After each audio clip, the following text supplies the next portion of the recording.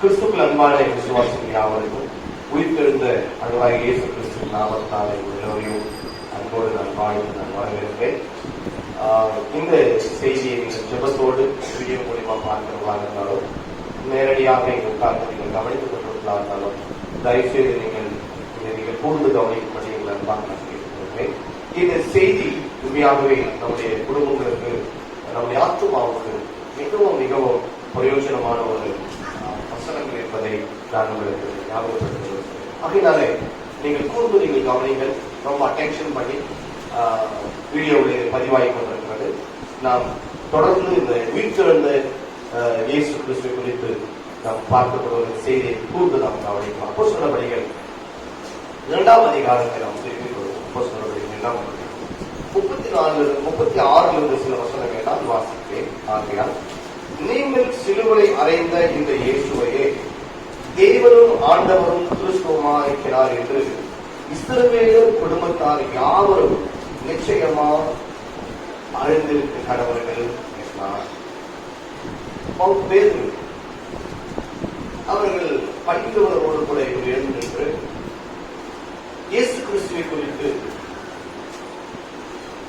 பெந்தெகோஸ்து என்னும் நாள், பெந்தெகோஸ்து என்ற ஒரு நாள், அதாவது இஸ்ரவேல் ஜனங்கள் எகிப்தில அடிமைகளாக இருந்த நாட்களில் விடுதலை ஆன பிற்பாடு 50வது நாளுக்கு சேர்ந்தால் பெந்தெகோஸ்து என்ற நாள்.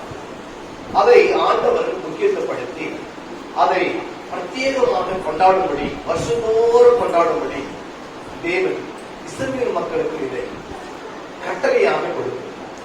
ஆக இஸ்ரவேல் ஜனங்கள் வருஷந்தோறும் சிதறி இருக்கிற அத்தனை யூதர்களும் லோக்கல் இருக்கிறதான யூதர்களும் சேர்ந்து வருஷத்துக்கு ஒரு முறை இந்த பெந்தெகோஸ்து நாள் வரும்பொழுது அவர்கள் இன்னொரு ஒன்று கூடி தேவன் தங்களை விடுதலையாக்கின நாளை தேவனுக்கு முன்பதாக வந்து எல்லோரும் ஆண்டவரை ஆராதிக்கிறது வழக்கம். அந்த நாளில் தான் பேதுரு இயேசு கிறிஸ்துவை குறித்து பிரசங்கம் பண்றாங்க. என்னென்ன பிரசங்கம் பண்றாங்க? இந்த 36ஆம் வசனம் சொல்றது, நீங்கள் சிலுவையை அறைந்த இந்த இயேசுவையே தேவன் ஆண்டவரும் கிறிஸ்துவும் ஆக்கினார். 2 விஷயத்தை பற்றி நம்ம ஒன்று, அவரை ஆண்டவர் ஆக்கினார். யார் ஆண்டவர் ஆக்கினது? தாமாகிய தேவன் நம்முடைய குமாரனாகிய இயேசு கிறிஸ்துவை என்ன ஆக்கினாரா? இவர்தான் இனி ஆண்டவர், யாருடைய முடங்கால்களும் அவருக்கு முன்பதாக முடங்கப்பட வேண்டும் என்று சொல்லி பிதாவாகிய தேவன் நம்முடைய குமாரனை ஆண்டவர் ஆக்கினார். இரண்டாவதாக அவருக்கு அதை விட அதிகமான ஒரு காரியம் என்னவென்று சொன்னார், கிறிஸ்துவும் ஆக்கினார். என்ன ஆக்கினார்? கிறிஸ்துவும் ஆக்கினார். கிறிஸ்து என்று சொன்னால் அர்த்தம் என்ன அப்படின்னா அபிஷேகம் பண்ணப்பட்டது. என்ன அர்த்தம்? கிறிஸ்து என்றால் அபிஷேகம் பண்ணப்பட்டது. யாரை அபிஷேகம் பண்ணுவார்கள் யூதர்களுடைய முறைமை என்று சொன்னால் ராஜாவை அபிஷேகம். யாரை அபிஷேகம் பண்ணுவார்கள்? ராஜாவை அபிஷேகம். உதாரணத்துக்கு சாமுவேல் தாவீதை ராஜாவாக அபிஷேகம் பண்ணார், சவுலை அபிஷேகம் பண்ணார். இப்படி ஒவ்வொரு தீர்க்கதரிசியும் ஒவ்வொரு ராஜாவை அபிஷேகம் பண்ணுவார். ஆனால் இயேசுவை யார் அபிஷேகம் பண்ணினது என்றால் தாவாகிய தேவனே அவரை என்ன செய்தார்? அபிஷேகம் பண்ணார். அப்ப அபிஷேகம் என்று சொன்னால் 3 குணாதிசயங்கள் இருக்க வேண்டும். ஒன்று, அவர் தீர்க்கதரிசியாக இருக்க வேண்டும், இல்லை அவர் ராஜாவாக இருக்க வேண்டும், இல்லை என்றால் அவர் ஆசாரியராக இருக்க வேண்டும். ஆசாரியா இருக்கிறவர் ராஜாவாக இருக்க முடியாது, ராஜாவாக இருக்கிறவர் தீர்க்கதரிசியாக இருக்க முடியாது, தீர்க்கதரிசியா இருக்கிறவர் ராஜாவாக இருக்க முடியாது. ஆனால் இந்த இயேசு கிறிஸ்து குறித்து பார்க்கும்போது அவர் ராஜாவாக இருந்தார், அவர் பிரதான ஆசாரியராக இருந்தார், அவர் தீர்க்கதரிசியுமாக இருந்தார். அப்படியாக பரலோக தேவன் இவரை கிறிஸ்துவாய் மாற்றினார். இந்த செய்தியை கவனியுங்கள். இந்த செய்தியை யூதர்கள் கேட்டவுடனே நமக்கு இந்த செய்தி கேட்பதற்கு ஒருவேளை ஒரு மாதிரியாக இருக்கலாம். ஆனால் பிறந்த நாள் முதல் கொண்டு அபிஷேகம் பண்ணப்பட்டவர் என்பதை குறித்து யூதர்கள் மிக கவனமாக இருக்கிறபடியினாலே தேவனே இவர் அபிஷேகம் பண்ணியிருக்க, நாம் அப்படிப்பட்ட அபிஷேகம் பண்ணியவரை நாம் சிலுவையில் அறைந்தோமே என்று சொல்லி இந்த ஜனங்கள் எல்லோரும் மிகவும் கலக்கமடைந்தார்கள். 37ஆம் வசனம் இதை அவர்களுக்கு ஏற்படுவது இருதயத்திலே கொட்டப்பட்டவர்களாகி பேதுருவையும் மற்ற அப்போஸ்தலரையும் பார்த்து, சகோதரரே நாங்கள் என்ன செய்ய வேண்டும் என்று கேட்டார். அல்லேலூயா சொல்லுங்க. பிரியமானவர்களே, எவ்வளவு ஆழமாக இந்த சத்தியத்தை அவர்கள் கேட்டிருந்திருப்பார்கள் சொன்னால், நாங்கள் என்ன செய்ய வேண்டும் சகோதரரே, நாங்கள் என்ன செய்ய வேண்டும்? யாரை பார்த்து சொன்னார்கள் அவர்கள்? யாரை பார்த்து சொன்னாங்க? 12 அப்போஸ்தலர்களை பார்த்து சொன்னார்கள், சகோதரரே. நம்ம எல்லோரும் யாருங்க? சகோதர சகோதரிகள். ஆகினாலே அவர் கேட்கிறார்கள், சகோதரரே நாங்கள் இப்பொழுது என்ன செய்ய வேண்டும்? நாங்கள் அறியாமல் அந்த சிவாதிபதியை நாங்கள் கொலை செய்தோம், அந்த இயேசுவை நாங்கள் கொலை செய்தோம், குற்றமற்றவரை நாங்கள் கொலை செய்தோம். இப்பொழுது நாங்கள் என்ன செய்ய வேண்டும்? அப்படிப்பட்டவரையே நாங்கள் கொலை செய்தோம். தேவனே அவர் அபிஷேகம் பண்ணியிருக்க, நாங்கள் அவரை சிலுவையில் அறைந்தோமே, நாங்கள் என்ன செய்ய வேண்டும்? அவர்கள் கேட்ட கேள்வி. பிரியமானவர்களே, இந்த அட்டென்ஷன் ரொம்ப அற்புதமாக இருக்கிறது. தொடர்ந்து என்னை கூர்ந்து கவனிக்கும்படி பார்க்கலாம். கேட்கிறது 38ஆம் வசனம். பேதுரு அவர்களை நோக்கி, நீங்கள் மனம் திரும்பி ஒவ்வொருவரும் பாவ மன்னிப்புக்கென்று ஞானஸ்நானம் பெற்றுக் கொள்ளுங்கள், அப்பொழுது பரிசுத்த ஆவியை வாசிக்கலாமே. பேதுரு அவர்களை நோக்கி, நீங்கள் மனம் திரும்பி ஒவ்வொருவரும் பாவ மன்னிப்புக்கென்று இயேசு கிறிஸ்துவின் நாமத்தினால ஞானஸ்நானம் பெற்றுக் கொள்ளுங்கள், அப்பொழுது பரிசுத்த ஆவி வரத்தை பெறுவீர்கள். எதுக்காக ஞானஸ்நானம்? பாவ மன்னிப்பு. வேற எந்த ஒரு காரணத்துக்காக அல்ல பிரியமானவர்களே. நீங்கள் நான் ஞானஸ்நானம் பெற வேண்டியது எதற்காக? பாவ மன்னிப்புக்கென்று. எல்லாம் சொல்லுங்க பார்க்கலாம். பாவ மன்னிப்புக்கென்று நாம் ஞானஸ்நானம் பெற வேண்டியது அவசியமாக. சில சமயங்கள்ல நாங்கள் ஊழியர்களுக்காக சொல்லும்போது அநேகருக்கு இயேசு பற்றி நாங்கள் சொல்லுவோம். அவங்களுக்கு இயேசு பற்றி சொல்லும்போது அவங்க சொன்னாங்க, நாங்க எப்போ சர்ச்சுக்கு போனோமே, நாங்க எப்போ நாங்க ஞானஸ்தானம் எடுத்தோமே, அப்ப சர்ச்சுக்கு நீங்க போலியா? நான் எப்போ நின்றுட்டுனே, ஏன் நின்றுட்டீங்க அப்படின்னு கேட்டா அவங்க சொல்ல வீசுவோம். ஐயா எங்க ஊருக்கு ஒரு அண்ணன் வந்தாரு, அந்த ஊர்ல தான் சர்ச்சு வச்சுக்கிறாரு. அவர் வந்து எங்களுக்கு இயேசு பற்றி எல்லாம் சொன்னாரு.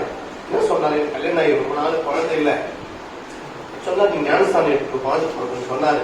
நானும் ஞானஸ்தானம் எடுத்துக்கினேன், குழந்தை பிறந்துச்சு. அப்படி சர்ச்சுக்கு இல்லையே, குழந்தை பிறந்துச்சு. அதுக்கப்புறம் நான் எதுக்கு சர்ச்சுக்கு? அப்ப அவங்க எதுக்காக ஞானஸ்தானம் எடுத்துருக்காங்க? அது ரீசன்ஸ் கிடையவே கிடையாது. ஆண்டவர் சுகம் கொடுப்பார், ஆண்டவர் பிள்ளைகளை கொடுப்பார், ஆண்டவர் திருமணத்தை கொடுப்பார், ஆண்டவர் கடலை போக்குவார். அதெல்லாம் சந்தேகங்கள் இல்லவில்லை.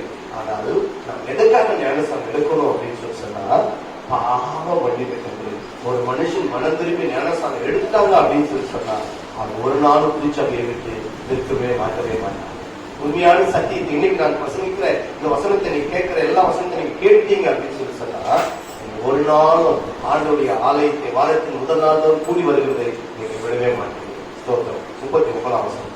வாக்குத்தத்தமானது உங்களுக்கும் உங்கள் பிள்ளைகளுக்கும் நம்முடைய தேவனாகிய கர்த்தர் வர வரைக்கும் தூரத்தினுடைய யாவருக்கும் உண்டாக இருக்கிறது என்று சொல்லி இன்னும் அநேக வார்த்தைகளாலே சாட்சி கூறி மாறுபாடுள்ள இந்த சந்ததியை விட்டு விலகி உங்களை ரட்சித்துக் கொள்ளுங்கள் என்று புத்தி சொன்னார்.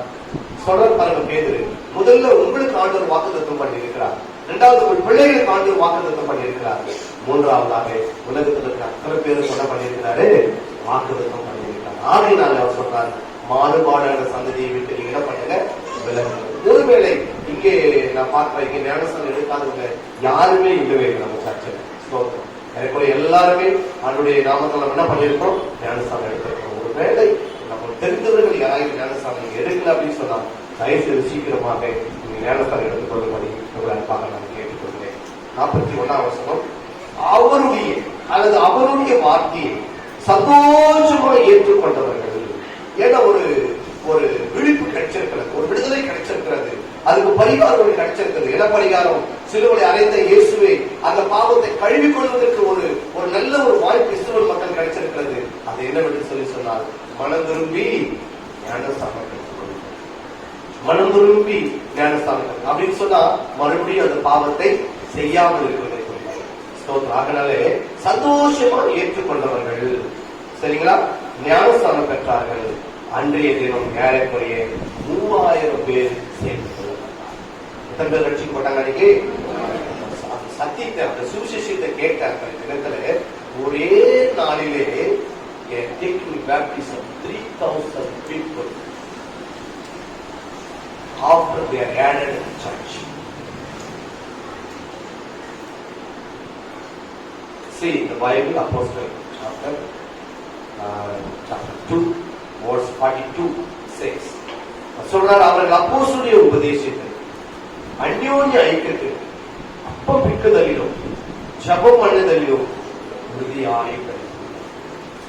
இந்த 3000 பேரும் சபையில் சேர்க்கப்பட்ட 3000 பேரும் ஸ்தோத்திரம் எப்படி இருந்தார்களா? விசுவாசிகள் உபதேசத்துல அப்போஸ்தலர்கள் என்ன அவங்க டீச் பண்ணாங்களோ அந்த உபதேசத்துல அவங்க மிக உறுதியாய் கருத்து. அப்போஸ்தலர்கள் எந்த உபதேசத்தை செய்தார்கள்? கிறிஸ்து தங்களுக்கு என்ன உபதேசித்தாரோ அந்த உபதேசத்தை அவங்க உபதேசம் பண்ணினாங்க. கிறிஸ்து எப்படி உபதேசம் பண்ணினார்? பிதாவாகிய தேவன் தனக்கு என்ன கற்பித்தாரோ அதைதான் அவர்களுக்கு அவர் போதித்தார். அதான் மத்திய 28:18-19-20 வாசிக்கும். நான் உங்களுக்கு கற்பித்த யாவையும் அவர்கள் கை கொள்ளும்படி அவர்களுக்கு நீங்கள் உபதேசம் பண்ண. நீங்கள் நான் 42ஆம் வசனம் நம்முடைய பைபிள்ல, நம்ம திருச்சபை விசுவாசிகள் பைபிள் எல்லா பைபிளையும் அண்டர்லைன் பண்ணியிருக்கணும். 2:42 மனப்பாடமா இருக்கணும். அவர்கள் அப்போஸ்தலர் உபதேசத்திலும் ஐக்கியத்திலும் அப்பம் பிக்குதலிலும் ஜெபம் பண்ணுவதிலும் அவர்கள் எப்படி இருந்தார்கள்? யாரெல்லாம் இந்த அப்பத்தை இந்த சரியத்தை பாடணும்? யாரெல்லாம் பாடலாம்? நான் கொஞ்சம் ஆதியாகமம் போய் நான் திரும்பி வரலாம் நான் நினைக்கிறேன். 3ஆம் அதிகாரம், ஆதியாகமம் 3ஆம் அதிகாரம் 22ஆம் வசனத்தை வாசிக்கிறேன். பின்பு தேவனாகிய கர்த்தர், இதோ மனுஷன் நன்மை தீமை அறியத்தக்கவனாய் நம்மில் ஒருவரை போலானார். இப்பொழுதும் அவன் தன் கையை நீட்டி ஜீவ விருட்சத்தின் கனியையும் பறித்து புசித்து என்றைக்கும் உயிரோடு இல்லாதவனுக்கு செய்ய வேண்டும் என்று அவன் எடுக்கப்பட்ட மண்ணை பண்படுத்த தேவனாகிய கர்த்தர் அவனை ஏதேன் தோட்டத்திற்கு அனுப்பிவிட்டார். அவர் மனுஷனை குறைத்துவிட்டு ஜீவ விருட்சத்திற்கு போகும் வழியை காவல் செய்ய ஏதேன் தோட்டத்திற்கு கிழக்கே கீழே வீடுகளையும் வீசிக்கொண்டிருக்கிற சுடவெளி பட்டத்தையும் வைத்தார். அல்லேலூயா சொல்லுங்களேன். ரொம்ப முக்கியமான ஒரு சப்ஜெக்ட். பிரதர்ஸ் எல்லாம் ரொம்ப நல்லா கவனிச்சிருக்கீங்க. கூர்ந்து கவனிப்படி ஒரு அன்பா நான் கேட்டுக்கொள்கிறேன். ஏதேன் தோட்டத்துல தேவன் புசிக்க கூடாதபடி ஒரு மரத்தை ஏதேன் தோட்டத்துடைய நடுவில் வச்சிருக்காங்க. அந்த மரத்துடைய பெயர் என்ன? நன்மை தீமை அறியத்தக்கதான கனியை நீங்கள் என்ன பண்ண வேண்டாம்? புசிக்க வேண்டாம். ஏன் புசிக்க வேண்டாம்? புசிக்கும் நாளிலே நீங்கள் சாகவே சாவீர்கள். ஸ்தோத்திரம். சாகவே சாவீர்கள் என்று சொன்னார். அதே தோட்டத்துல அதே நடுவில் இன்னொரு மரமும் இருந்தது. அது என்ன மரம் என்று சொன்னால் ஜீவ விருட்சத்தின் கனி. ஜீவ விருட்சத்தின் கனி. அந்த பழத்தை சாப்பிட்டால் அவன் என்றென்றைக்கும் உயிரோடு கூட இருப்பான். அவன் என்றென்றைக்கும் உயிரோடு கூட இருப்பான். So I don't know why that Adam and Eve they not eat that fruit, but they eat. எதை சாக போகிறோம் அதை சாப்பிட்டார்கள் ஆதாம். I don't know why. ஏன்னு எனக்கு தெரியல. மிகப்பெரிய ஒரு கேள்வி அது. இன்னைக்கு நிறைய ஜனங்கள் இன்னைக்கு அப்படிதான் இருக்கிறாங்க. அவன் ஸ்தோத்திரம். இன்னைக்கு உலகத்துல 2 மரம் இருக்கு. இன்னைக்கு ஏதேன் தோட்டம் இருக்கு. இன்னைக்கும் 2 மரம் இருக்கு. என்ன மரம் இருக்கு? 2 மரம். என்ன மரம் இருக்கு? நன்மை தீமை அறியத்தக்க மரமும் இருக்கு. ஜீவ விருட்சத்தின் மரமும் இருக்கு. ஸ்தோத்திரம். எங்க இருக்கு இந்த ஜீவ விருட்சத்தின் மரம்? எங்க வச்சிருக்கிறார் ஆண்டவர்? ஜீவ விருட்சத்தின் மரம் எங்க வச்சிருக்கிறார்? அந்த தோட்டம் எங்க இருக்கு? சரி, அது ஏதேன் தோட்டம் இப்ப இருக்கா? ஏதேன் தோட்டம் இருக்கா?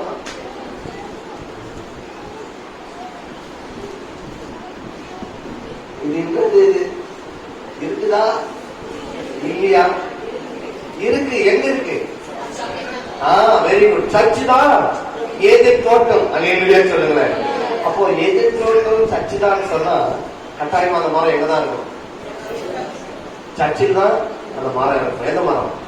அந்த ஜீவ விருட்சத்தின் மரம் கட்டாயமா சர்ச்சில் இருக்கும். இருக்கும். சாப்பிடலாம். வாரம் வாரம் கொடுப்பாங்களா?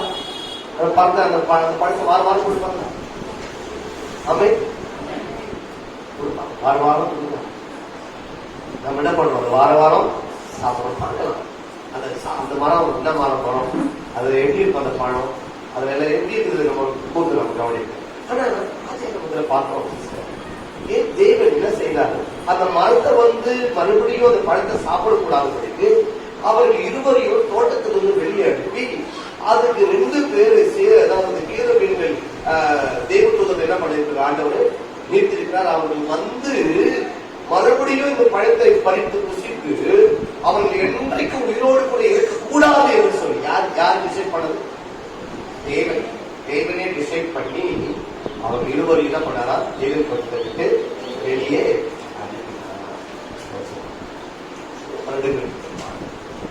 பல வருடங்களுக்கு பிற்பாடு மறுபடியும் தேவன் ஒரு நல்ல ஆப்பர்ச்சுனிட்டி நமக்கு கொடுத்திருக்கிறார். ஸ்தோத்திரம். 2 வரை நம்ம வாசிக்கலாம். யோவான் எழுதின சுவிசேஷ புஸ்தகம் 6ஆம் அதிகாரத்தை நாம் திருப்பிக் கொள்வோம். யோவான் எழுதின சுவிசேஷ புஸ்தகம் 6ஆவது அதிகாரம். எப்படி இஸ்ரவேல் ஜனங்கள் அன்னைக்கு ஞானஸ்நானம் பெற்ற அந்த இஸ்ரவேல் ஜனங்கள் சுவிசேஷத்தை கேள்விப்பட்ட உடனே எப்படி அவர்கள் சந்தோஷப்பட்டார்களோ, நீங்களும் உண்மையாக இந்த வசனத்தை நீங்கள் கூர்ந்து கவனிப்பீர்கள் என்று சொன்னார், அல்லது இயேசு உண்மையாகவே நீங்கள் நேசித்து அவர்கள் மேல் அன்பு வைத்திருப்பீர்கள் என்று சொன்னால் நீங்களும் பயங்கரமாக இன்னைக்கு சந்தோஷப்படுவீங்க. இது 6ஆம் அதிகாரத்துல 48 நான் வாசிக்கிறேன். கவனிக்கு இயேசு கிறிஸ்து தமது வாயை திறந்து சொன்ன ஒரு வார்த்தை. அவர் சொல்றார், ஜீவாக்கும் நானே. John chapter 6 verse 48 to supports we can see. Okay, but the Jesus says, I am a living bread. நானே ஜீவாக்கும். நானே ஜீவாக்கும். சொல்றார், ஜீவாக்கும். உங்கள் பிதாக்கள் வனாந்தரத்தில் மன்னாவை புசித்தும் மரித்தார்கள். உங்கள் பிதாக்கள் வனாந்தரத்திலே இஸ்ரவேல் ஜனங்களை பார்த்து சொல்றார், உங்கள் பிதாக்கள் வனாந்தரத்துல என்ன சாப்பிட்டாங்க? மன்னாவை சாப்பிட்டு புசித்தாங்க. அக்கா உங்ககிட்ட ஒரு கேள்வி கேட்கிறேன். மன்னா எங்கிருந்து வந்தது? வானத்திலிருந்து வந்தது. தேங்க்யூ. வானத்திலிருந்து வந்தது. வானத்திலிருந்து இறங்கி வந்தது மன்னா. அம்மா உங்களை பார்த்து சொன்னாரு, ஆண்டவர் சொல்றாரு, அம்மா நீ போயிட்டு காலையில மன்னா ஒரு வீட்டுக்கு சாப்பாடு வாங்கிட்டு வரும்போது இன்னைக்கு எவ்வளவு தேவையோ அவ்வளவுதான் நீ என்ன பண்ணோம் எடுத்துட்டு வரணும் அப்படின்னு சொன்னாங்க. ஆனா அவங்க என்ன பண்ணாங்க தெரியுமா? நாளைக்கும் சேர்த்து கொஞ்சம் என்ன பண்ணாங்க? சொன்னாங்க, நாளைக்கும் தருவேன், நீ கூட சேர்த்து எடுத்துன்னு வந்தேன்னா அதுல புழு எல்லாம் குடிக்கணுமா, டெய்லியும் மண்ணாம உங்களுக்கு கொடுக்குற அப்படின்னு சொன்னாங்க. இவங்க யாரும் நாளைக்கும் சேர்த்து என்ன பண்ணிட்டாங்க? கேட்கிறேன், நாளைக்கு எடுத்து வந்த சரி, நாளைக்கு அப்ப யாருக்குதான் நீ பார்க்கணும்? சொல்றாங்க, உங்க பிதாக்கள் வனாந்தரத்துல மன்னாவை ருசித்து செத்து போயிட்டாங்க. வனாந்தரத்து வந்து வானத்திலிருந்து வந்திருந்தாங்க. ஆனா அதை சாப்பிட்டு என்ன பண்ணாங்க? ஆனா ஆண்டவர் சொல்றாரு, இதிலே புசிக்கிறவர் மறியாமல் இருக்கும்படி இதுவும் வானத்தில் இருக்கிற அப்பம். அல்லேலூயா சொல்லுங்களேன். எதை பற்றி பேசுறாரு பாண்டவரே? அவருடைய சரீரத்தை குறித்தும் அவருடைய ரத்தத்தை குறித்தும். இதுதான் நான் சொல்லுகிறேன் ஜீவ விருட்சத்தின் கனி. இந்த அதிகாரம் முழுவதுமாக படிக்கும்போது அல்லது 48 படிக்கும்போது 48 58 வரைக்கும் படிக்கும்போது இன்னும் அதனுடைய சாராம்சம் அப்படின்னா, அவர் சொல்லாம சொல்றாரு, நீங்க எல்லோரும் வந்து சாப்பிடுங்க, நீங்க எல்லோரும் வாங்க. சொல்லாம இல்ல, உண்மையை ஓப்பனவே சொல்றாரு, வாங்க எல்லாம் வந்து என்ன பண்ணுங்க, சாப்பிடுங்க. திருக்கு தரிசனம் சொல்றாரு 58வது எஸ்ஐயா திருக்கு தரிசனத்துல, ஓ தாகமா இருக்கிறவர்களே நீங்க எல்லோரும் வந்து குடிங்க ஜீவ தண்ணி, நீங்க சாவதே இல்லை. ஸ்தோத்திரம். 7 ஆசுகள் மரித்து போகும்போது சொன்னார், அதாவது உன்னுடைய சகோதரன் நான் கொடுக்கிறேன், அவன் தண்ணீரை அவன் வீட்டதை கண்டான் என்று சொன்னால் அவனுக்கு ஒரு காலம் மரணம் கிடையாது சொல்லி சமாரிய ஸ்திரியை பார்த்து சொன்னார், நான் கொடுக்கிற தண்ணீர் உனக்கு ஒரு காலம் தாகம் உண்டாகாது என்று சொல்லி. அதுதான் ஜீவ விருட்சத்தின் தண்ணீர். அல்லேலூயா. அவர் சொல்றார், வானத்திலிருந்து மன்னாவை புசித்து அவர்கள் மரித்தார்களே. ஸ்தோத்திரம். சொல்றார், இந்த அப்பத்தையும் இந்த திராட்சை ரசத்தையும் எடுத்து அவர்கள் காண்பித்து, இதிலே புசிக்கிறவர் மறியாமல் இருக்கும்படி. ஸ்தோத்திரம். இதிலே புசிக்கிறவன் மறியாமல் இருக்கும்படி வானத்திலிருந்து இறங்கின அப்பம் இதுவே. அல்லேலூயா சொல்லுங்களேன். அல்லேலூயா. ஒரு ஊழியக்காரன் இருக்கிறார். The Church of Christ Believers, கிறிஸ்துவின் சபை விசுவாசிகள் சர்ச்சுக்கு வரல அப்படின்னா 2 விஷயம் நடக்கும். அவங்க சர்ச்சுக்கு வராத ரீசன் ஒண்ணு ஹாஸ்பிட்டல் இல்ல அப்படின்னா செத்து. ஆமென். நான் சில சமயங்கள்ல நம்ம விசுவாசிக்கு உடம்பு சரியில்லாதவங்களுக்கு ஞாயிற்றுக்கிழமை திருவள்ளுவர் சேர்த்து ஹாஸ்பிட்டல் அங்க நிறைய வார்டுல நிறைய பேர் இருப்பாங்க. அதாவது கிறிஸ்தவங்களும் இருப்பாங்க. திருவிருந்து ஹாஸ்பிட்டலுக்கு இருப்பாங்க. நிறைய பேர் கேள்வி கேட்க திருவிருந்து ஹாஸ்பிட்டலுக்கு வருவான். எவ்வளோ பிரயாசப்பட்டிருக்க தெரியும். சில சமயங்கள் ஐசியூ வார்டு போட்டாங்க. சில இடங்கள்ல வந்து நிறைய பிரச்சனை ஹாஸ்பிட்டல் உள்ள போயிட்டு ஞாயிற்றுக்கிழமை போய் பார்த்துட்டு வராங்க. ஏன்னா நம்ம சகோதரர்கள் நிறைய பேர் ஞாயிற்றுக்கிழமை போய் எல்லா ஹாஸ்பிட்டலையும் கலகப்படுத்திக்கிறாங்க. அப்படியே ஒரு 10 பேர் போவாங்க அந்த வார்டுக்குள்ள. விசுவாசிகள் லட்சம் டாக்டர் பேஷண்ட் என்ன பண்ணவே முடியாது. அவங்களுக்கு சந்தோஷமாவும் இருக்கும், அவங்களுக்கு வருத்தமாவும் இருக்கும். ஏங்க ஏற்கனவே அவங்க வந்து பாதிக்கப்பட்டிருக்கிறாங்க. நிறைய வைரஸ் எல்லாம் என்ன பண்ணி உள்ள வந்துருவாங்க. இந்த நான் என்ன பண்ணுவேன், எந்த விசுவாசி ஒரே ஒரு ஆளு பட்டுனது பெட்ல இது எப்படியாவது கொண்டு போய் என்ன பண்ணிடும். அதுதான் என்னுடைய ஒரு வாய்ச்சி. பிரியமானவர்கள், இந்த கம்யூனிட்டி ரொம்ப ரொம்ப ரொம்ப முக்கியமானது. ஏன் அப்படின்னு சொன்னா கீழே வாசிட்டு வரும்போது இதை நாம் பார்க்கணும். அவர் சொல்றாரு, நானே வானத்தில் இருந்து இறங்கின ஜீவம், இந்த அப்பத்தை புசிக்கிறவன் என்றைக்கு பிழைப்பான். நான் கொடுக்கும் அப்பம் உலகத்தின் ஜீவனுக்காக நான் கொடுக்கும் மாம்சமே. எதனால நான் கொடுக்கிறோம், எதனால வாரந்தோறும் சபையில கொடுக்கிறோம் என்றால் இதனை புசிக்காதவன் என்ன இல்லை, அவனுக்குள்ள ஜீவன் இல்லை. ரொம்ப முக்கியமான ஒரு விஷயம் இது. இது திருவிருந்து குறித்து நிறைய பேருக்கு நிறைய விசுவாசானவர்களுடைய மனதை உண்டாக்கி வைத்திருக்கிறார். நான் குறை சொல்லவில்லை சகோதரர்களை. எப்படி அவர்கள் எந்த அடிப்படையில அவர்கள் இந்த உபதேசத்தை அவங்க செய்யறாங்கன்னு தெரியல. நிறைய சர்ச்சஸ்ல மாசத்துக்கு ஒரு முறை, 6 மாசத்துக்கு ஒரு முறை, வருஷத்துக்கு ஒரு முறை கொடுக்கிற சபைகளை நான் பார்க்கிறேன். எந்த வசனத்தின் அடிப்படையில மாசத்துக்கு ஒரு முறை கொடுக்கிறார்கள் என்பது தெரியவே இல்லை. இந்த திருச்சபையில மாசத்துக்கு ஒரு முறை ஊழியர்கள் எல்லாம் கூலி வருவார்கள். பல திருச்சபைகள் பேர்களெல்லாம் கேட்டாங்கன்னு சொன்னா இந்த பேரெல்லாம் வந்து எங்கிருந்து விற்பாங்கன்னே தெரியாது. அந்த பேரை கேட்கும் போதே பயமா இருக்கும். எங்களுக்கெல்லாம் சர்ச்சு பேரு கேட்கும் போது பயமா இருக்கும். அக்னி சாப்பிடுவாங்க,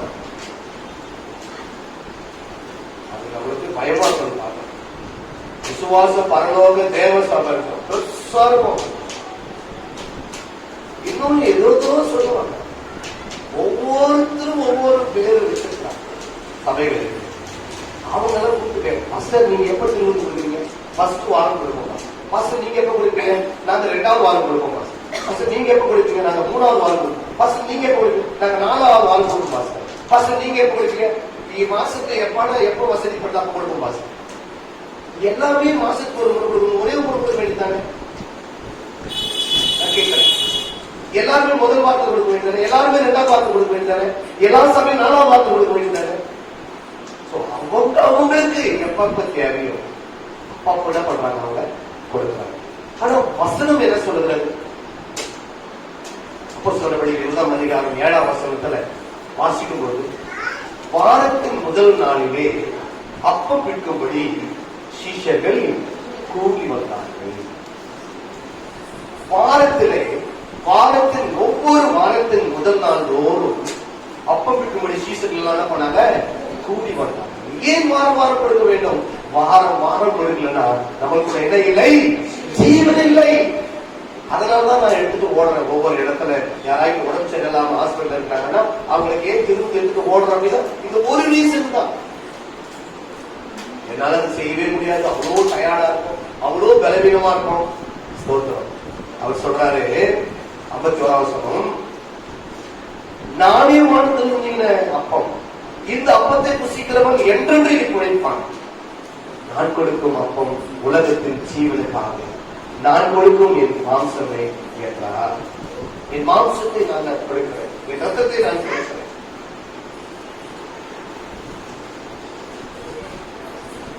அவருடைய சரீரமும் அவருடைய ரத்தத்தையும் நாம் பானம் பண்ணுவதிலே வெகு உறுதியாக ஒவ்வொரு ஞாயிற்றுக்கிழமை கொரோனா வைரஸ்ல கூட நீங்கள் வீடுகள் தோறும் அப்போ நீங்க ரெடி பண்ணி நீங்க என்ன பண்ணோம் சாப்பிட நான் சொல்லியிருக்கேன். தொடர்ந்து கீழே வாசிக்கலாம் 52ஆம் வருஷம். அப்பொழுது யூதர்கள் இவன் தன்னுடைய மாம்சத்தை எப்படி நமக்கு புசிக்க கொடுப்பான் என்று தங்களுக்குள்ளே வாக்குவாதம் பண்ணினார். பிரியமானவர்களே, இதை நான் சொல்லிக் கொடுக்கும் போதே எனக்கு ஒரு வசனம் ஒன்று ஞாபகம் வருகிறது. யாராவது ஒருவர் எனக்கு அது வாசித்துக் கொடுங்கள். யாத்திராகமம் புத்தகம் 4ஆம் அதிகாரம் 24ஆம் வசனம். யாத்திராகமம் 4:24. மோசே குறித்ததான ஒரு வசனம். மோசே தன் மகனுடைய விருத்து சேர்த்து குறித்து வாசிங்க.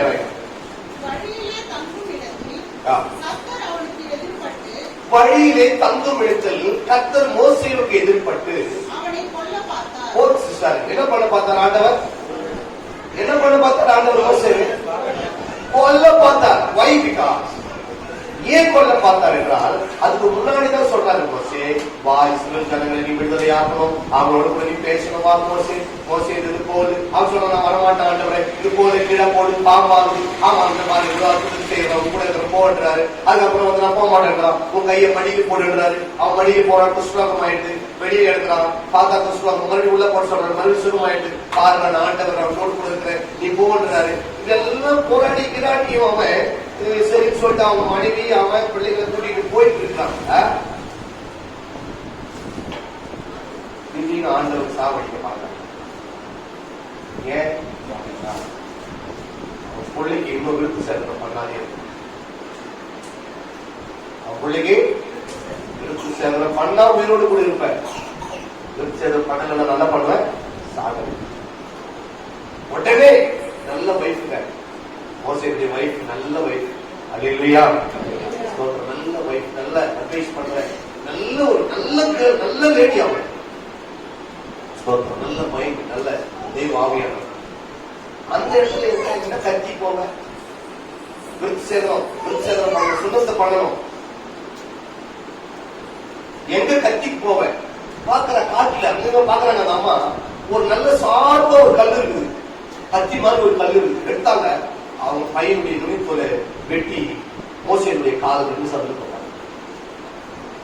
ஆண்டவர் அவன் ஆசீர்வாதம் பண்ண ஜீவனோட கூட இருப்பாங்க. ஆமென். அதுதான் இங்க சொல்றாரு. என்ன இப்ப பிரச்சனை? அங்க உடனே நடக்குது. செஞ்சா ஜீவன், செய்யலன்னா சாவு. இன்னைக்கு அது மாதிரி வச்சு எப்படி இருக்கும்? சாப்பிட்டா ஜீவன், சாப்பிடலன்னா நான் அந்த அவனுக்கு ஞாபகம் சொல்றேன். சாப்பிடலன்னா சொல்லுங்க, நீங்க சொல்லுங்க. நீ சொல்லாத நான் என்ன சொல்றேன்? அப்படி யூதர்கள் சொல்றாங்க, இப்படி மாம்சத்தை எப்படி நம்மளுக்கு, இப்படி ரத்தத்தை நம்மளுக்கு எப்படி தங்களுக்குள்ள அவர்கள் என்ன பண்ணினார்கள்? வாக்கு. 53. அதற்கு இயேசு அவர்களை நோக்கி, நீங்கள் மனுஷகுமாரனுடைய மாம்சத்தை புசியாமலும் அவருடைய ரத்தத்தை நீங்கள் பானம் பண்ணாமல் இருந்தால் உங்களுக்குள்ளே ஜீவனில்லை என்று மெய்யாகவே மெய்யாகவே. இந்த மெய்யாகவே மெய்யாகவே என்ற வார்த்தை தான் வார்த்தைனா, சத்தியமா சத்தியமா சொல்றேன், மாம்சத்தை நீங்க புசித்து என் ரத்தத்தை பானம் பண்ணல அப்படின்னா உங்களுக்குள்ள என்ன இல்லை? உயிர் கிடையாதுயா. நீங்க செத்து போனவங்க. நீங்க ஞானஸ்தானம் எடுத்துதான் இருக்கும். 3-4 கூட நீ ஞானஸ்தானம் எடுப்பான். ஆனா நீ இந்த சரீரத்தின் இந்த ரத்தத்தை நீங்க பாடம் பண்ணல அப்படின்னா இயேசு சொன்ன ஒரு வார்த்தை, உங்களுக்குள்ள என்ன இல்லை? ஜீவன். எவ்வளவு ஆச்சரியமான ஒரு காரணம். விசுவாசிகள் ஞாயிற்றுக்கிழமை எங்கேயாயும் போறாங்க அப்படின்னு சொன்னா நான் உடனே அவங்க எங்க போறாங்க, அங்க பக்கத்துல எந்த சர்ச்சு நம்ம சர்ச்சு இருக்கு, அந்த வாரம் அங்க திருவிழு இருக்குதா, ஸ்தோத்திரம், இதெல்லாம் கவனிச்சு பார்ப்போம். ரொம்ப ரொம்ப ரொம்ப இம்பார்ட்டன்ட். ஒரு முறை நாங்க ஒரிசாவில் போயிட்டு ஓடித்தெல்லாம் பார்த்துட்டு ஞாயிற்றுக்கிழமை தான் திருப்பி வரோம்.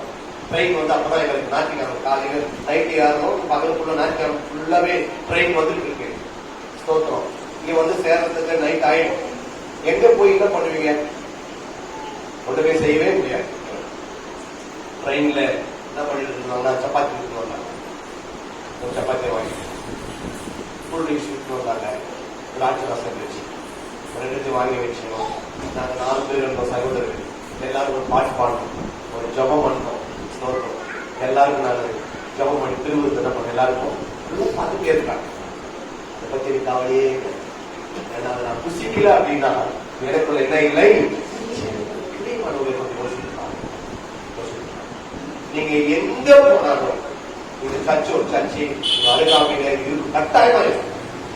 நீங்க பாத்தீங்கன்னு சொன்னா இருக்கும்.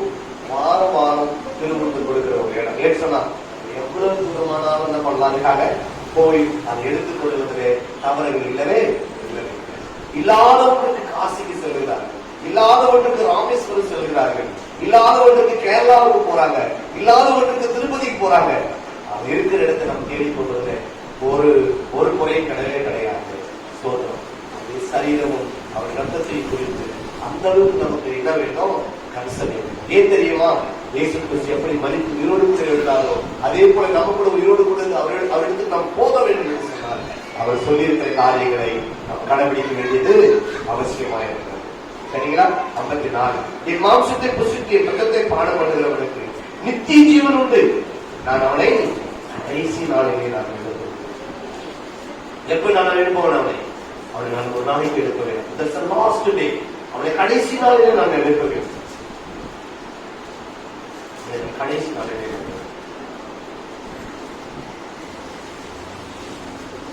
மாம்சத்தை புசி என் ரத்தத்தை பானம் பண்ணுகிறவனும் கடைசி நாளிலே நான் கடைசி நாளில் மாம்சம் மெய்யான போஜனமாக இருக்கிறது, என் ரத்தம் மெய்யான பானம். என் மாம்சத்தை புசித்து என் ரத்தத்தை பானம் பண்ணுகிறவன் என்னில் இருக்கிறான், நானும் அவர்களுக்கு இருக்கிறேன். ஜீவனுள்ள பிதா என்னை அனுப்பினது போலவும் நான் பிதாவினால் பழுத்திருக்கிறது போலவும் ஸ்தோத்திரம் என்னை புசிக்கிறவர்கள் ஒரு முறை அல்ல, ஒரே முறை அல்ல, மாசத்துக்கு ஒரு முறை அல்ல, 6 மாசத்துக்கு ஒரு முறை அல்ல, வருஷத்துக்கு ஒரு முறை அல்ல, ஒவ்வொரு வாரமும் சரீரத்தை ரத்தத்தை பானம் பண்ணுகிறவர்கள் கடைசி நாளில் நான் என்ன பண்ணுவேன்? நான் எழுப்புவேன். பிரியமானவர்களே, கொஞ்சம் யோசனை பண்ணி பாருங்க. அல்லேலூயா. உங்களுடைய எண்ணங்களை மற்ற திருச்சபைகளை நோக்கி நீங்க பாருங்க. எனக்கு என்ன நியாயம் இருக்குதுன்னு எனக்கு தெரியாது. மாசத்துக்கு ஒரு முறை எடுக்கிற ஆயிரக்கணக்கான திருச்சபைகள் இருக்கு.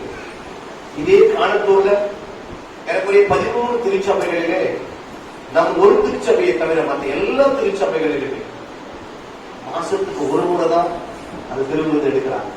அதுலயும் சில திருச்சபையில ஏதாவது ஒரு தப்பு பண்ண மாதிரி பாஸ்டர் கேள்விப்பட்டாங்கன்னா ஒரு திருவிருந்து கிடையாது, போச்சு. 2வது இவங்களே ஒரு கற்பனை பண்ணி வச்சிருப்பாங்க, நான் தப்பு பண்ணிட்டேன், இந்த மாசம் நான் என்ன பண்ண மாட்டேன். அவர் சொல்ற ரீசன், அவர் சொல்ற ரீசன் ஏன் நீங்க மாசத்துக்கு ஒரு முறை எடுக்கிறீங்க அப்படின்னு சொல்லி கேட்ட ரீசன் என்ன பதில் அப்படின்னா, வாரம் வாரம் எடுத்தா பயம் இருக்காங்க. இது யார் கொடுக்கிற பதில்? வேதத்தில் இருந்தாலும் பதில் கிடையாது. இது வேதத்திலிருந்து பதில் கிடையாது. அவங்க சொந்தமாக கொடுக்கிற ஒரு பதில், ஒரு சுவாரஸ்யமான ஒரு பதில், தன் சொந்தத்திலிருந்து பேசுகிற பதில். ஆனால் ஆண்டவர் சொல்றாரு, என் மாம்சத்தை புசியாதவனுக்கு என்ன இல்லை? ஜீவன் இல்லை, ஜீவன் இல்லை. ஆண்டவர் சொல்றார். பிரியமானவர்களே, 1 கொரிந்தியர் 11ஆம் அதிகாரத்துல நாம் பார்க்கும் பொழுது 11ஆம் அதிகாரத்துல 28 நாம் வாசிக்கிறோம். எந்த மனுஷனும் தன்னை சோதித்து இந்த அப்பத்தை புசித்து இந்த பாத்திரத்தில் பானம் பண்ண என்ன செய்யுங்க? எந்த மனுஷனும் தன்னைத்தானே என்ன பண்ணணும்? சோதித்து பார்க்கணும். என்ன மிஸ்டேக் பண்ணிருக்கோம், என்ன தவறு செய்திருக்கிறோம், அதை நம்ம கரெக்ஷன் பண்ணிக்கிறேன். வாரம் வாரம் திருவிருந்து எடுக்கும் பொழுது செஞ்சு தவறையிலே நம்ம என்ன பண்ணக்கூடாது? மறுபடியும் ஆண்டுகிட்ட மன்னிப்பு கேட்கவே கூடாது. அல்லேலூயா. பாவங்களை நாம் விட்டு விட்டு நாம ஆண்டு சமூகத்திலே நாம் பயபக்தியோடு கூட நாம் பானம் பண்ண வேண்டியது அவசியமாக இருக்கிறது. ஏன் பயபக்தியோடு கூட பானம் பண்ண? ஏன் மிகவும் இந்த நடுக்கத்தோடு கூட ஆண்டவருக்கு பயந்து நம்ம இதில் புசிக்கணும் அப்படின்னு சொல்லிட்டா 29 சொல்கிறாரு. ஏன் என்றால் அபாத்திரமாய் போஜனம் பண்ணுகிறவன் கர்த்தருடைய சரீரம் என்னதென்று நிதானித்து அறியாததினாலே தனக்கு ஆக்கினை தீர்ப்பு வரும்படி அதை அவன் புசிக்கிறான். என்ன ஒரு வேதனையான ஒரு விஷயம். சுவிசேஷத்தை கேள்விப்பட்டு விசுவாசித்து மனத்திற்கு ஞானசாமி வாரமான திருமணத்தை எடுக்கிறவங்களுக்கு என்ன உண்டா, அபாத்திரமாய் போஜனம் பண்ணுறதுனால உலகத்தான் எப்படி நரகத்துக்கு போறானோ அதே போல நமக்கு என்ன உண்டு, ஆதரித்து தன்னைத்தானே சோதித்து அறியாததுனால, தன்னைத்தானே நிதானித்து இந்த அப்பத்தையும் இந்த ஜீவ விருட்சத்தின் பழத்தை பறித்து புசிப்பதில் நாம் ஒரு ஒரு பயபக்தி இல்லாம நம்ம சாப்பிடுகிறதுனால என்ன உண்டு, நமக்கு உலகத்தானுக்கு என்ன தீர்ப்போ அதே தீர்ப்பு நமக்கு. அப்படி இல்லாம நம்மை நாமே நிதானித்து அறிந்து பயபக்தியோடு கூட பானம் பண்ணினால் அவர் சொல்றாரு, இந்த மாதிரி நீங்க சாப்பிடுறதுனால ஸ்தோத்திரம் உங்களில் அநேகர் பலவீனம், அநேகர் வியாதி உள்ளவரமாக இருக்கிறீர்கள், அநேகரும் செத்து போய் திருவிருந்தை அபாத்திரமாய் புசிக்கிறதுனால நடக்கிற விஷயங்களை குறித்து நீங்க கவனம். ஏன் நோய் வருது, இதுதான் நோய் வந்தவங்களுக்கெல்லாம் ரீசன் அப்படி இல்லை, இதுவும் ஒரு ரீசன். எது ஒரு ரீசன்? நம்ம வியாதிகள் வருவதற்கு, நம்மளுக்கு நோய்கள் வருவதற்கு உலகத்தில் நிறைய பேர் செத்து போறதுக்கு காரணம் என்ன அப்படின்னா, அவங்க சரீரத்து ரத்தத்தை குறித்து அவர்கள் பயபக்தியோடு கூட புசிக்காங்க. ஆனா பயபக்தியோடு கூட நம்ம புசிக்கும் போது சொல்றாங்க 31 பவுல் சொல்றாரு, நம்மை நாமே நிதானித்து அறிந்தால் நாம் நியாயத்திற்கப்படும். அப்படின்றால் ஆர்கனிக்குள்ளாக தீர்க்கப்படுவோம். நாம் நியாயத்திற்கப்படும் போது உலகத்தோடு ஆர்கனிக்குள்ளாக தீர்க்கப்படாதபடிக்கு கடவுள் நமக்கு சிக்ஷையை கொடுத்து நம்மை பரலோகத்துக்கு அனுப்புகிறவராக இருக்கிறார். அல்லேலூயா, ஸ்தோத்திரம். ஆனாலே உங்களை நீங்கள் நிதானித்து உங்களை நீங்கள் யோசிக்கலாம், ஆண்டவர் நமக்கு என்ன மாதிரியான ஒரு சாப்பிடக்கூடாது என்று ஆதியாகமம் 2ஆம் அதிகாரத்துல ஏதேன் தோட்டத்திற்கு வெளியே அனுப்பினாரே. இன்னைக்கு என்ன சொல்றாரு? சாப்பிட. ஓ தாகமா இருக்கிறவர்கள் எல்லோரும் வாருங்கள், ஓ தாகமா இருக்கிறவர்களே வாங்க, பணம் இல்லாதவர்களே வாங்க, இலவசமாய் வாங்கி சாப்பிடுங்க. என்னது இலவசம்? ரட்சிப்பு இலவசம். அல்லேலூயா சொல்லுங்க. சரீரத்து ரத்தத்தையும் நீங்க ஞானஸ்தானம் பெற்ற நாள்ல இருந்து இதுவரைக்கும் நீங்கள் புசித்துக் கொண்டிருக்கோம். எல்லாரும் புசிக்கிறோம். எவ்வளவு பேரு இதுக்காக நாம் பே பண்ணிருக்கோம்? எவ்வளவு பே பண்ணிருக்கிறோம்? இது வரைக்கும் ஏதாவது காசு கொடுத்துருக்கோமா? அவருடைய சரீரத்து ரத்தத்தையும் பானம் பண்றதுக்கு ஏதாவது நம்ம கொடுத்துருக்கிறோமா? சோ அவர் இலவசமாய் கொடுத்தார். அல்லேலூயா. நமக்கு என்ன பண்ணிருக்கிறார்? அதை இலவசமாய் கொடுத்திருக்கிறார். எங்களுக்கு அந்த கோதுமை மாவு தீர்ந்து போவதற்கு முன்பதாகவே நம்முடைய விசுவாசிகள் யாராவது ஒருவர் அந்த கோதுமை மாவை கொண்டு வந்து அவங்களுக்கு தெரியாது, எங்க வீட்டுக்கு இது தீர்ந்து போவதுன்னு தெரியாது. அதனால பிரியமானவர்களே, ஒவ்வொரு வாரமும் தவறாமல் ஆராதனைகளை கலந்து கொள்வோம், அவருடைய உபதேசத்தில் இருப்போம், அந்யோன்யத்தில் இருப்போம், அப்ப கட்டுதலில் உறுதியா இருப்போம், ஜெபம் பண்ணுதலில் உறுதியாக இருப்போம். ஸ்தோத்திரம். நாம் மரித்தால் கடைசி நாளில் ஆண்டவர் உயிரோடு கூட எழுப்புவார். உலகத்தோடு கூட நாம் ஆக்கினைக்குள்ளாக தீர்க்கப்படாதபடிக்கு தேவன் நம்முடைய ராஜ்யத்துல நம்மளை சேர்த்துக் கொள்வார் என்பதிலே சந்தேகங்கள் இல்லவே இல்லை. மிகப்பெரிய ஒரு வாய்ப்பினை தேவன் நமக்கு ஏற்பாடு பண்ணி வச்சிருக்கிறார். ஆகையினால உங்களுடைய தெரிந்தவர்கள் அல்லது உங்களுடைய சொந்தக்காரர்களை ஆகிய ஒருவர் நித்திய ஜீவனை அடைவதற்கு ஆயத்தமா இருந்தால் நீங்கள் கூட்டிக் கொண்டு வாருங்கள். இன்றைக்கு அவர்கள் சுவிசேஷத்தை சொல்லி அவருக்கு ஞானஸ்தானம் கொடுத்து நம்ம சபையில சேர்த்துக் கொள்வோம். அவர்கள் வார வாரம் இந்த சரீரத்து ரத்தத்தையும் பானம் பண்ணுவார்கள் என்று சொன்னால் கிறிஸ்து உலகத்தில் வரும்போது நாம் அவர்களை கொண்டு போகிறோம். ஆமென். இல்லை என்று சொன்னால் பிரியமானவர்களே, அடுத்த வாரம் அவர்களுடைய நிலைமைகள் என்ன, அவங்க எப்படிப்பட்ட இடத்துக்கு செல்ல போகிறார்கள், அவர்கள் எவ்வளவு வேதனைப்பட போகிறார்கள் என்பதை தொடர்ந்து நம்ம கட்டுத்தாமை வசனங்களை ஆசீர்வதிப்பார்கள்.